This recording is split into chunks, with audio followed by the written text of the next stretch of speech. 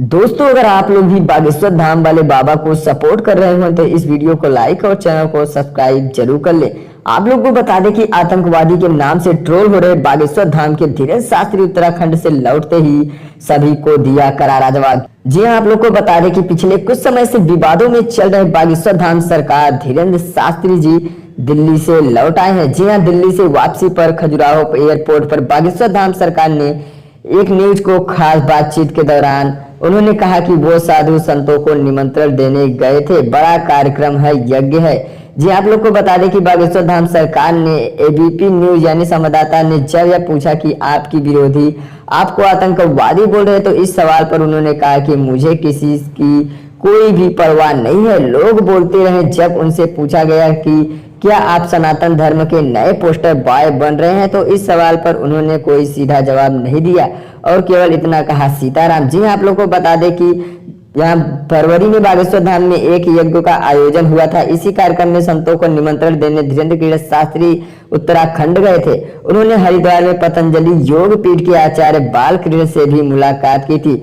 उन्होंने 27 जनवरी को जारी एक वीडियो संदेश में कहा भी था कि उन्होंने कहा था कि आज 27 तारीख है और हम यात्रा पर निकले हैं। वो बोल रहे थे कि 2-3 दिन की यात्रा पर हैं।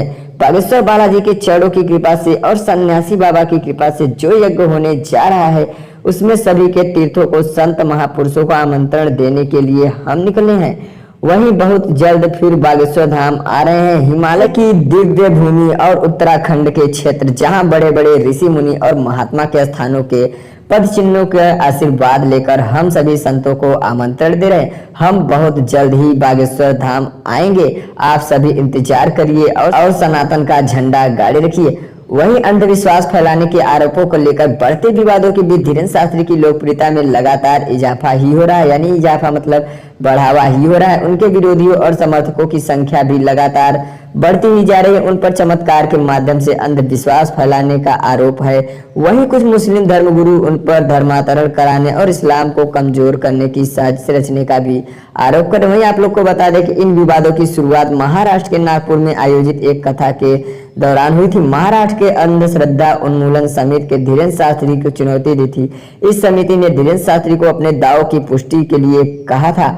समिति के प्रमुख श्याम मानव ने कहा था कि अगर धीरेन्द्र शास्त्री अपने दावों की पुष्टि कर देते हैं तो वो उन्हें 30 लाख रुपए का इनाम देंगे। समिति में बाबा पर जादू टोना को बढ़ावा देने का आरोप लगाया गया है। धीरेन्द्र शास्त्री अपने दावों की पुष्टि के बिना ही नागपुर वापस लौट आए थे।